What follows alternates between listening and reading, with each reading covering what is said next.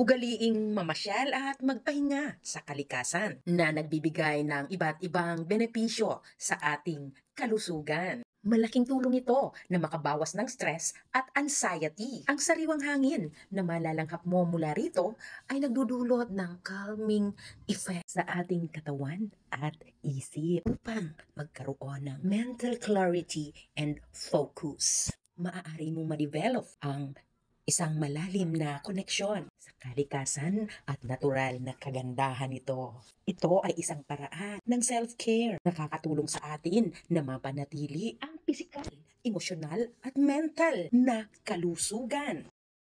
Alam niyo ba na ang paglalaan ng oras para magpahinga at magmahal sa sarili ay isang investment sa ating buhay na nagbibigay ng maraming benepisyo sa ating katawan.